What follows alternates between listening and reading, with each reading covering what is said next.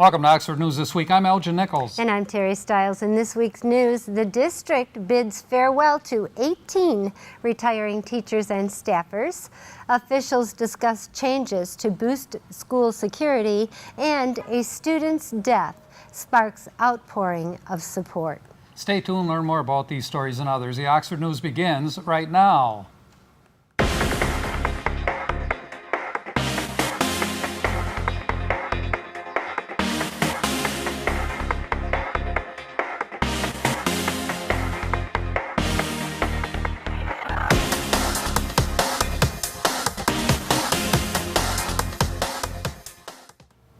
Oxford Village Councilman Joe Frost comments regarding a heated exchange during a previous budget discussion was met with a disdainful response from a fellow council member, Eric Dolan, who described Frost as relatively timid and meek.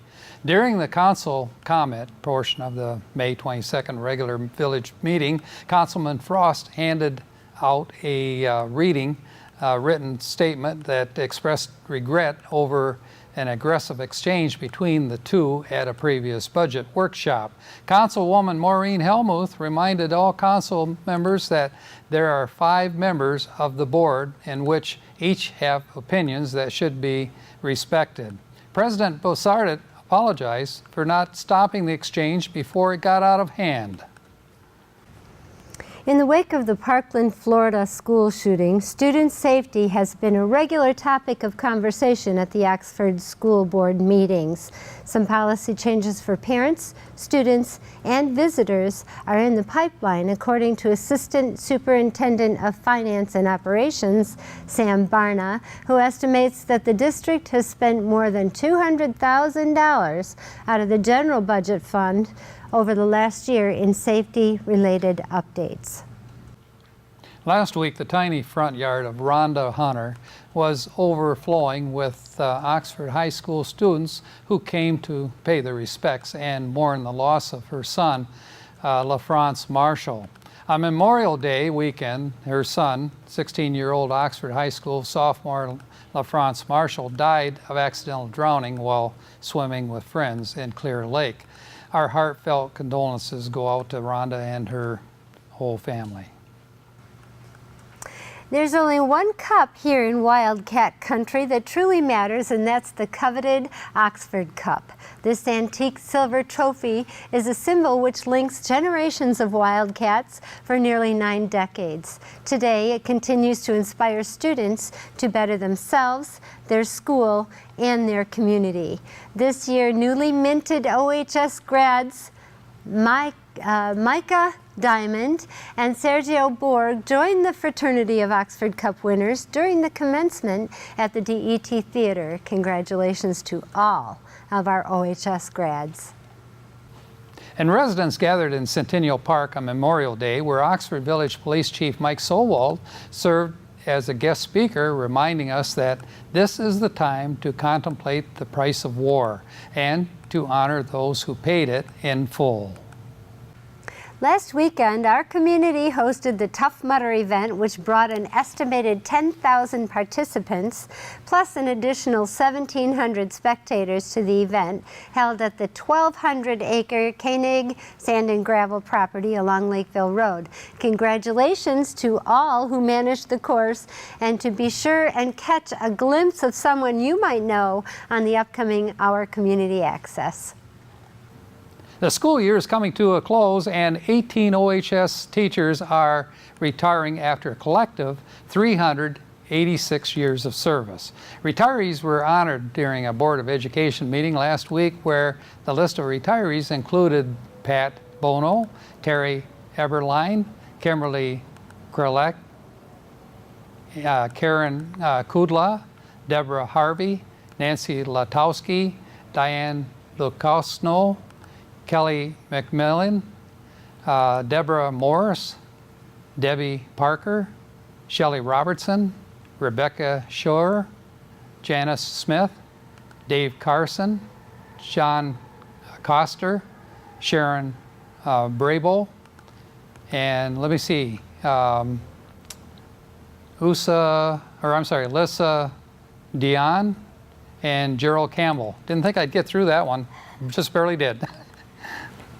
After weeks of asking ad nauseum, according to Councilmember Eric Dolan, Oxford Community Television did not gain their full franchise funding from the Village of Oxford, but the public access station didn't lose any funding either.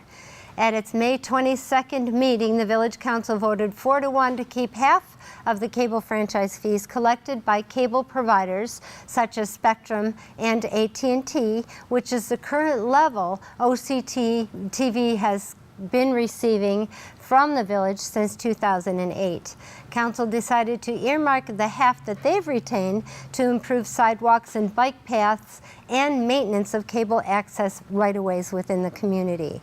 The village receives franchise and PEG fees from cable providers, which collect them from their subscribers, which is you, the viewer, via their monthly bills. These fees are designed to fund public access television should communities choose to have a television access station within their community, which is to fund production of information of local import, voice, and information specific to each community. Municipalities, however, have the option to keep the funding to support maintenance of the franchise authority's rights-of-way or easements where utility poles are typically located. Councilmember Maureen Helmuth was the dissenting vote, stating she felt the village should gain financial independence and not depend on other funds to support the village budget. That's it for Oxford News this week. If you'd like to learn more about these stories and others, pick up a copy of the Oxford Leader newspaper, or you can catch us on our website, occtv.org, on YouTube, and of course on our regular cable channel, Spectrum Channel 191, or AT&T Channel 99. Coming up soon, John Ochins with the school news, and OCTV's very own Cody Wright with the sports. And don't miss Auto Talk and Science in the News with Dave Kenny. I'm Terry Stiles. Thanks for watching Oxford News this week, where we bring your news closer to home. And I'm Elgin Nichols. Remember, always be kind to your friends and neighbors, and thanks for watching.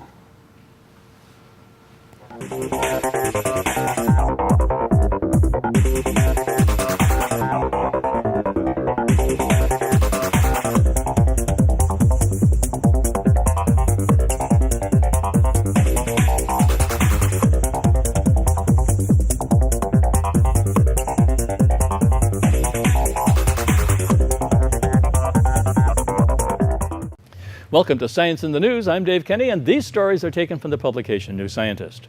In our first story, Mozart and Beethoven are both said to have had it. The same is said of Mariah Carey. Now a study suggests that some adults may be able to learn perfect pitch in just a few weeks of training. Many musicians can identify notes in relation to a reference note. For instance, if they are played the note C and told it is C, they will be able to identify G. But only a few musicians have absolute pitch, also known as perfect pitch, which is the ability to identify any note without any reference note. It's a skill that many are envious of, and it's a tremendous advantage, says musician Rick Beato. People with absolute pitch can play or write down any tune they hear, or just sit down and compose music without needing an instrument. It's thought that only around 1 in 10,000 people have this ability, and that if a person doesn't learn perfect pitch before the age of around 8, they never will. However, when Stephen Van Hedger of the University of Chicago and his colleagues attempted to train 6 people in absolute pitch, 2 of them improved considerably. The training involved listening to notes, trying to identify them, and finding out if they were right. At the start of the training, which took place over 4 hours a week for 8 weeks, these 2 people scored under 40% on test of absolute pitch. But by the end of the training, they were scoring 98% or higher. One of them scored 100%. He passed the strongest test we could throw at him, says Van Hedger. But many experts are skeptical. The 2 volunteers who improved had childhood music lessons, notes Sung-Gu Kim of Cambridge University. In other words, this study shows that absolute pitch can be refined in some adults by training them if they already have latent absolute pitch, she says. I've never seen anyone who has developed perfect pitch as an adult, says Beato. He thinks the 2 had absolute pitch already without realizing it. There are a lot of people who don't know they have perfect pitch. Psyche Louie of Wesleyan University, who studies musical perception and has absolute pitch herself, is more open to the idea that people might be able to learn absolute pitch. But she says it's possible that the test might be giving away clues and testing for relative pitch instead of absolute pitch. If it's any consolation to those without the skill, knowing exactly what a note should sound like and how out of tune something is can be a bit of a curse. For example, the way instruments are tuned in different artistic periods and cultures can vary. I can't listen to Baroque tuning, says Louis. It bothers me. Having perfect pitch isn't a guarantee of musical excellence either. Van Hedger discovered he had perfect pitch around the age of 8 when his mother had him tested. Nevertheless, he says, I'm a poor musician. And so it goes. In our next story, bacteria from the sea and soil have inspired synthetic enzymes that could turn carbon dioxide into green fuels and plastic. The manufacture of hydrocarbons is currently an energy-hungry process requiring lots of heat and pressure. By contrast, the nitrogenase enzymes found in some bacteria can make those useful chemicals at room temperature without extra pressure. Yilin Hu at the University of California in Irvine and her team have developed synthetic versions of these enzymes. When they bubbled CO2 through water-containing colonies of bacteria with the enzyme or the synthetic one, they all converted the gas into mixtures of hydrocarbons, that is. The artificial versions worked even better than the natural versions, producing up to 4 times the yield. Keep that good work up, we're going to need it. In the last story, it isn't just people who feel the pace of city life. Urban fish are evolving to swim faster than their rural counterparts. Urban and rural streams flow at different speeds. This is because in rural areas, rain soaks into the soil whereas in urban and suburban areas, it flows off hard surfaces straight into streams. To see how this affects fish, Elizabeth Kern at the University of North Carolina State and her colleagues studied 2 common species, western black-nosed dace and creek chub. They found that the chubs in urban streams are more streamlined than the rural fish. What's more, populations in different streams have independently evolved in the same way. As for the dace, the urban fish have adapted differently. They have thicker tails, enabling them to swim faster. When the team raised urban and rural fish in identical situations, the differences persisted. This shows that the adaptations are a result of genetic changes rather than, say, the dace getting more muscular because they have to swim harder. And so it goes. Well, that's it for this edition of Science in the News. I'm Dave Kenny. Stay tuned to Oxford Community Television. Hi, I'm Elgin Nichols with Oxford Community Television. And I'm Dave Kenny. And we represent Minutes by Minute, in which case you want to catch local information that's going on with your government officials. That's right. Whether you live in the village of Oxford, Oxford Township, village of Leonard, Addison Township, we'll cover it all. All of the above, and we'll look to see you there. What's going on, Wildcat fans? Cody Wright back here once again for this week's sports report. This last week we didn't have a lot of action. Week by week, more spring sports seasons end. So this is just about the end of it all. Boys baseball, girls softball, and girls soccer is what we'll be looking at this week. So let's just check in and see how these teams are finishing up their 2018 seasons. The boys baseball team played their last game of the season this week on Wednesday here at home against Brandon. Varsity played and it was a doubleheader, although our season is ending sooner than we'd like. We did go out on top, taking both wins 4-0 and 4-2. On the flip side, the girls softball team also had a doubleheader on the road, taking on Heartland on Tuesday. I think it's no secret that our girls softball program has been very dominant this season, but this week we did face some adversity like any team does, and it was something we will just have to shake off. We lost both games, one being very close, 3-2. However, the other game was something that I'm sure was very tough to swallow for teams so used to winning. The final score did end at 13-3. So the softball team has been a blast to watch and report on this season, and we definitely look forward to next season. And last but certainly not least, the girls soccer team took on Clarkson here at home at the beginning of the week. Both varsity and JV played, varsity ending in a low-scoring tie 1-1, and JV squeaking by with the win 1-0. Like soccer usually tends to be low in scoring, but these two were particularly low, but overall successful.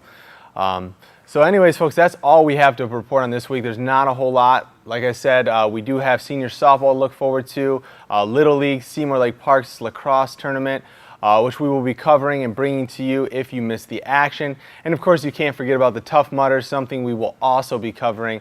So mark your calendars and don't miss out on the summer sporting events ahead. For any more info on these events and more, go to oxfordathletics.org. Plenty of game breakdowns, final scores, and records all right there for you to check out. That is oxfordathletics.org. While you're at it, might as well check us out at occtv.org.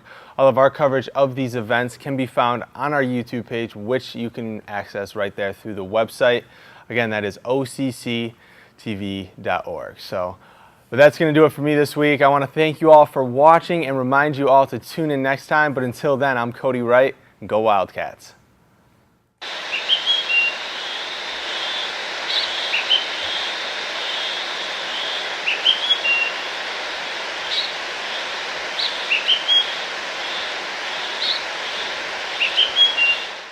I'm John Ochins, and welcome to the Oxford Wildcats School Update. In case you haven't noticed, we're heading into summer, and along with parades, concerts in the park, and vacations is the Oxford Library Summer Reading Program. Kim Buren is the head of youth services there, and she tells us more. Our summer reading program for 2018 is kicking off on June 8th, which also coincides with the last day of school for a lot of the Oxford students. And the theme this year is Libraries Rock. So it's going to be a very fun theme, kind of music oriented. We'll also be doing some rock painting and things like that, take it in a different direction. So registration begins June 8th and goes all the way until July 6th. And when parents come and sign their kids up, they get a reading log and some stickers. And we keep track of how many days of reading they do. So every day that they read for at least 20 minutes, they put one sticker on their log and they get credit for reading for that day. And then every 5 days of reading, they earn a reading coin. And the reading coins are good in our bookstore. We turn our story room into a little bookstore, and the children can use their coins to buy books from the bookstore that they get to keep and take home and keep. So it's a little incentive for them to keep up reading. We also have lots of activities happening. We have weekly activities for the different ages. Story time in the park we do at Centennial Park every Tuesday. We have story times, drop-in story times, programs for the school-aged children as well. Crafts set up at the library all the time. You just drop in and you can do the craft of the week. And so lots and lots of things. Entertainment, we have a variety of entertainers coming this year. The library website is www.miopl.org. A while ago, we mentioned that Oxford Schools was looking into an OVA charter possibility. Well, that possibility has become a reality. Oxford's Jill Lamone has been handling that. She explains. That our Lighthouse Connections Academy is now live. It is a school entity in the state of Michigan and open for enrollment for fall 2018. That's a statewide cyber charter school that is authorized through Oxford School District. And the big deal about that, again, is the fact that it eliminates the concern about boundaries. Isn't that it? Correct. So our Oxford Virtual Academy does an excellent job of serving the students in Oakland County and all the contiguous counties. What we can do through Lighthouse is reach any student learner across the state of Michigan, regardless of where their home may be. Okay. Who are we working with on that as far as other companies or educational? Sure. I want to make it very clear that that is its own separate school. So we will not be meddling in their day-to-day operations. It's our job to make sure that they're fiscally responsible, and we will receive their state aid before forwarding on their state aid to their own school account. We will oversee some of their special education programming and things like that just to ensure compliance, but they have their own school board, and their school board president and I have a good relationship and communicate frequently. And I will be attending all of their virtual school board meetings just to ensure that we have, an ear to the ground and we know what's going on over there. But in general, they run their own show and their own operation. They have chosen an educational service provider. It is the choice of their school board. I can say that their school board has chosen Pearson Education as their educational service provider. But again, that relationship is between the Lighthouse Connections board and Pearson. Another thing on Jill's plate has been the Virtual International Program, or VIP. She gives us an update. Our Virtual International Program is up and running. We've been pushing marketing specifically in Brazil and working with the Michigan Economic Development Center to use their offices abroad. That way we're finding partners globally who are already vetted through the Michigan government system and through our federal government. And we have found a few schools that are private schools in Brazil that have asked us to come and visit. So we're contemplating a possible Brazil visit to Belo Horizonte and Rio de Janeiro for some schools that are interested in, mostly in high school, but some middle school and elementary virtual curriculum. 'Tis the season of graduation ceremonies. This week's included Oxford Virtual Academy. 44 kids received their diploma. Some of them also danced and sang during the program. Never ceases to amaze me the broad range of determination and talent that these kids possess. After all, this is a virtual academy. They're here for a reason. Some of those reasons include studying at a ballet theater somewhere else in the country, or working for a youth theater, some kind of learning or medical challenge, or because they have to help raise a child at home. Their goals are lofty: orthodontics, computer science, psychology, professional dance, special ed, writing, public service. Besides graduation, their accomplishments are many: medical mission trips, scouting, IT, professional song and dance, you name it. These kids have probably done it before we even thought about it. Now they take it to the next level. Once more, it will be to their credit and our benefit. Congratulations to the 48 of OVA 2018. That's the Oxford School Update for this week. This is Oxford Community Television, keeping it local.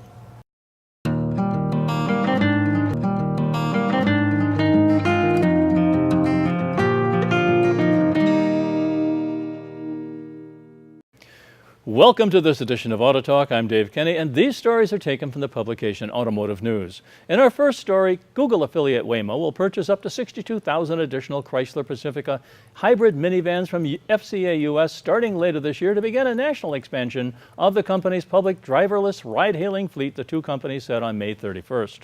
In addition, Waymo and FCA said the two companies are beginning discussions with FCA about potentially licensing Waymo's autonomous operations technology for use in a future FCA vehicle that would be available to retail customers. The partnership is an exponential expansion of the relationship between Waymo and FCA, which began in May of 2016 with the purchase of 100 Pacifica hybrid minivans for use in Waymo's test fleet. To date, FCA has delivered 600 of the minivans to Waymo. It's unclear how quickly Waymo will take delivery of the additional minivans, but the company indicated that the sales from FCA will be as needed as Waymo expands operations. Waymo said it plans to launch the world's first self-driving transportation service later this year in Phoenix, with a planned expansion later to the San Francisco Bay Area and beyond. The service will allow the public to request a driverless vehicle using Waymo's app, similar to human-driven ride-hailing services. For FCA, the partnership with Waymo allows the automaker to receive the technology benefit of advanced self-driving technologies without high cost of development or embarrassing public failures that have plagued some other automakers. The announcement comes on the eve of FCA's latest 5-year business plan, which was to have been presented June 1st in Balocco, Italy. For Waymo, the Pacifica hybrid's large size, advanced technology, and economical operation have proven beneficial for the development of their planned ride-hailing service. Waymo augments the Pacifica's hybrid minivan's existing sensors with large roof-mounted hardware and software systems to operate without a driver.